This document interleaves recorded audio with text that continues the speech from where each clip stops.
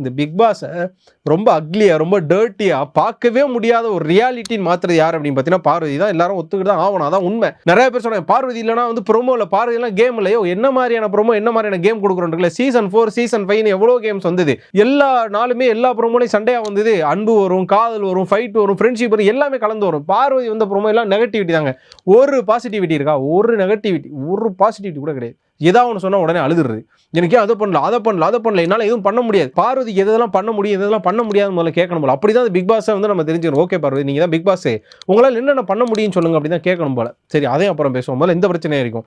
இந்த பிரச்சனை ரொம்ப டக்குனு வந்து இவங்க வினோத்துக்கிட்ட வந்து, ஓ நீ அப்படி பேசுவியா இப்படி பேசுவியா நீ வந்து அப்படின்னு சொல்லிட்டு அதுக்கப்புறம் பிரவீன்ட்ட மாதிரி பிரவீன் என்ன கேட்குறாங்கன்னா, நேற்று எனக்கும் கணிக்கு நடந்த சண்டையில் நீ என்ன மன்னிப்பு கேட்க சொல்லிவிட்டு இன்னும் எப்படி உங்கள் சண்டை நீ மன்னிப்பே வேணாம் சாரியே வேணாம்னு எப்படி விட்ற? அப்போ நீ பார்சியாலிட்டி பார்க்குற, நீ குரூப்பிசம் பார்க்குறோன்னா செம்பரம் பார்க்க சென்னத்தவளை அப்படின்னு அன்பாக அழைக்கக்கூடிய நம்ம திவாகர் டக்குன்னு உள்ள வந்துடுறாரு. அவர் உள்ள வந்து என்ன பேசுறாப்பலனா, ஆமா ஆமா அவர் வந்து குரூப்பிசம் பார்க்குறாரு, இவர் ஃபேவரிசம் பார்க்குறாரு அப்படின்னு.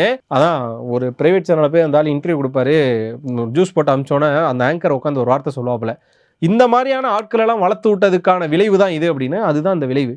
இவரெல்லாம் ஒரு பேடான எக்ஸாம்பிள். ஏன்னா அவர் உள்ள என்ன சொல்றாரு, என் கூட ரீல்ஸ் போடுறதுக்கு 1000 பொண்ணுங்க இருக்காங்க, என் கூட நடந்து வரக்கு 1000 பொண்ணுங்க இருக்காங்க, பார்வதி நடந்து வராதால எனக்கு ஒரு விஷயம் இல்லை அப்படின்னு பதிவு பண்றாப்புல. எவ்வளவு மட்டமான ஒரு விஷயம் தெரியுமா? பெண்களை இதை விட கேவலமா எவன் பேச முடியும்? என் கூட வரக்கு 1000 பொண்கள் இருக்காங்கன்னா நீ என்ன மன்மத அப்படிங்கிற மாதிரியான கோவங்கள்லாம் வருது. சரி, இதை வந்து பார்வதிக்கு ஒரு பிளாஸ்ட் பண்ணணும். இது ஒரு பக்கம் இருக்கா?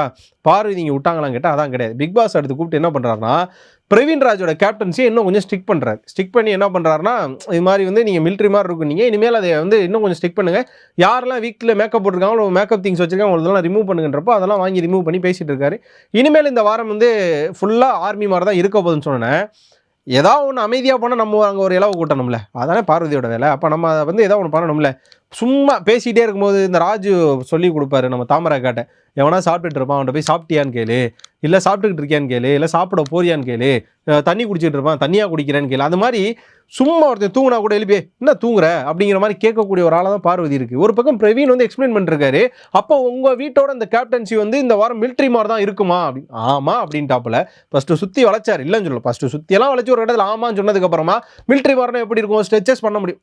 சிம்பிளான விஷயம், ஸ்ட்ரெச்சஸோ ஒர்க் அவுட் எக்ஸசைஸோ என்னால் பண்ண முடியாது. ஏன்னா எனக்கு ஃபிசிக்கலாக எம் நாட் வந்து வெல், எனக்கு வந்து ஃபிசிக்கலான சரியில்லை, அதனால் வந்து என்னால் இதெல்லாம் எக்ஸசைஸோ ஸ்ட்ரெச்செல்லாம் பண்ண முடியாது அப்படின்னு சொல்கிறது எப்படி இருக்குது?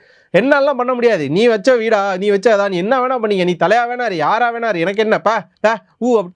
எனக்கு என்ன சந்தேகம் வருதுன்னா, திவாகர் ஒரு கேள்வி கேட்குறேன், நீ எஜுகேட் அந்த கேள்வி வந்து இங்கே பார்வதியை பார்த்து கேட்கணும் போல. இன்னொரு தடவை திவாகர் வந்து கண்ணாடி 2 பேரும் வந்து போய் நின்று கண்ணாடி முன்னாடியே கேட்டுக்கணும், நீ எஜுகேட்டடா அப்படின்னு சொல்லி. ஏன்னா பார்வதி அப்படி தான் பிஹேவ் பண்ணுறாங்க. அவங்களாம் மிகப்பெரிய பேட் எக்ஸாம்பிளான ஒன்று.